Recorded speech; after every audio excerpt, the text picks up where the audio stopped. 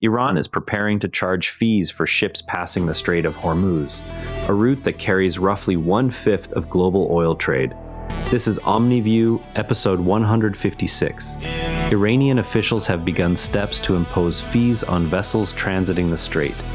They cite Turkey's long-standing system of charges for passage through the Bosporus and Dardanelles as a workable precedent.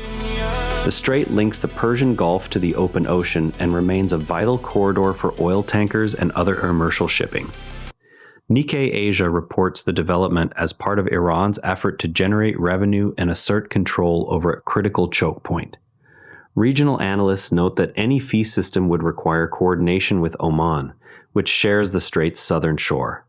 Shipping companies and energy importers have historically treated the strait as a free passage under long-standing custom. Iran frames the change as an exercise of sovereign rights similar to those exercised by Turkey. The proposal arrives amid broader tensions over energy markets and sanctions. Observers will watch whether Iran issues formal regulations and how Oman and major oil importers respond. Shifting now to Thailand. Violence has intensified in Thailand's southern provinces, with renewed attacks reported in areas long affected by separatist activity. The latest incidents have involved both armed clashes and civilian impacts in districts that have seen periodic unrest for years. Security forces have responded with increased patrols and operations. Local schools and markets have experienced disruptions as a result. Nikkei Asia describes the flare-up as the sharpest in recent months, involving both insurgent groups and security forces. Local communities have faced repeated cycles of violence that disrupt daily life and schooling. Thai authorities have maintained that development programs and dialogue remain central to their approach. Some residents question whether those measures address underlying grievances. The pattern of escalation and response has repeated across multiple administrations.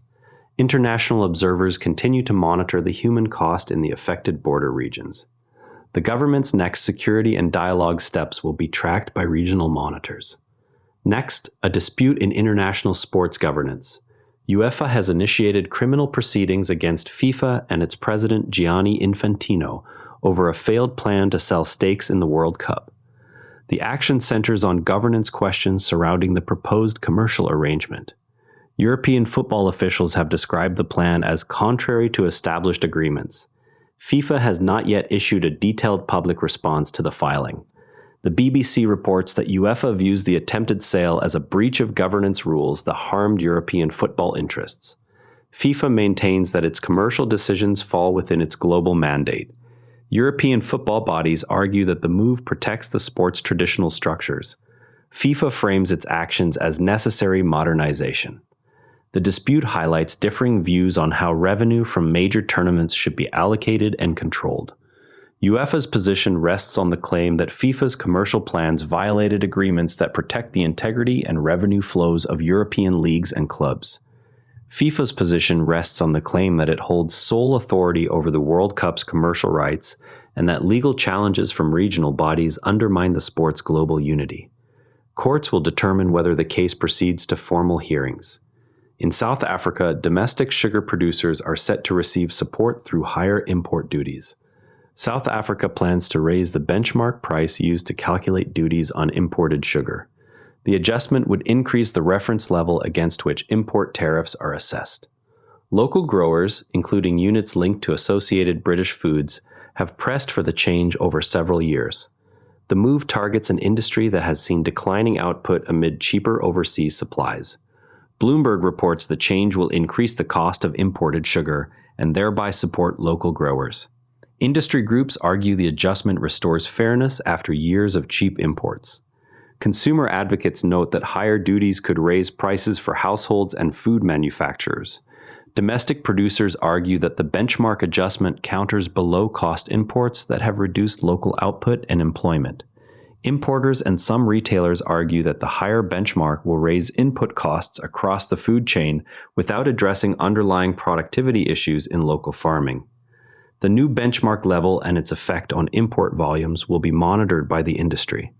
The Bank of Korea has raised interest rates for the second consecutive meeting in response to rising inflation pressures. The decision follows earlier tightening measures aimed at containing price growth. Central bank statements have emphasized the need to safeguard household budgets from sustained cost increases. Commercial lenders are expected to pass on the higher rates to borrowers. Nikkei Asia notes that the central bank is acting to keep price increases from eroding household purchasing power. Businesses have expressed concern that higher borrowing costs could slow investment. The bank has stated that its decisions aim to maintain overall economic stability. The sequence of hikes reflects ongoing monitoring of consumer price data and external factors. Markets will watch the bank's next policy statement for signals on further moves. Meanwhile, the Philippines has increased interest rates to address inflation linked to higher energy costs, following developments involving Iran. The central bank cited imported price pressures from fuel and related commodities as a primary driver. The rate increase is intended to limit the pass-through of these costs into broader consumer prices. Officials have noted that the policy aims to anchor longer-term inflation expectations. Nikkei Asia reports the central bank's action as a direct response to imported price pressures. Households face higher costs for fuel and electricity. The bank has indicated that the move seeks to prevent broader price spirals. The decision aligns with similar steps taken by other central banks facing external energy shocks. Officials will assess whether additional adjustments are required. Now, some progress worth knowing about. Google, OpenAI, Meta, and TikTok have agreed to work with Japanese authorities on measures to detect and block online scams. The partnership includes commitments to share detection technologies and improve platform safeguards. Japanese regulators have outlined plans to update relevant rules in parallel with the technical cooperation. The initiative targets fraudulent schemes that have increased in volume across digital channels. Nikkei Asia reports the partnership as a concrete step to share detection tools and limit the spread of fraudulent schemes. The companies will provide technical support while Japan updates its regulatory framework. The collaboration addresses rising scam volumes that affect users across age groups.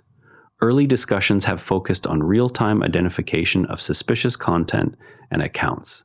The first joint detection systems are expected to be tested in the coming months. To really understand the Hormuz fee proposal, most coverage assumes that major shipping lanes are automatically free and open, yet coastal states have long held limited rights to regulate or charge for transit under specific conditions. The 1982 UN Convention on the Law of the Sea distinguishes between transit passage through straits used for international navigation and the broader rights a country may exercise in its territorial waters. Turkey's long-standing Bosporus regime shows how a state can impose safety, environmental, and tonnage-based fees without closing the route, provided the charges remain reasonable and non-discriminatory. Iran's reference to this model suggests it is exploring a similar bounded approach rather than a blanket toll. Knowing this distinction helps separate routine regulatory updates from claims of sudden closure or blockade. When reports mention new fees, check whether the proposed charges apply only to safety services or extend to general revenue. Check also whether the opposite shore state has agreed to the framework. Historical examples from other straits demonstrate that gradual implementation and bilateral consultation often determine whether such systems gain acceptance. Observers tracking the Hormuz proposal can compare the specific fee structure once published against Turkey's published tariff schedules for comparable services. If you want to go deeper on today's lead story, compare how Nikkei Asia and Bloomberg frame economic policy changes in different regions. Tomorrow, watch for the first responses from Oman and major oil importers to Iran's proposed fee system. That wraps up today's Omni View. Remember, the best-informed people read more than one perspective, and the calmest ones know that most days, somewhere, something is quietly getting better. For full source links, check out today's written briefing on the Omni View Summaries page. Share this with someone who values fair coverage. See you tomorrow, and if you'd rather watch than listen, find us on YouTube at Nira Network. Links in the show notes. And before you go, this show is part of the Nira Network, a family of daily podcasts on tech, science, and markets, each one a short, sharp briefing you can finish on the commute. If today earned its place in your feed, here's your next listen. SpaceX Daily, the daily companion for following SpaceX as a public company, from Starship to the stock ticker. Find every show free at niranetwork.com. The age of AI puts real builders on the phone with an AI host. Apply at neuranetwork.com, Age of AI apply. This episode used AI voice synthesis of my voice. Editorial selection and analysis are my own.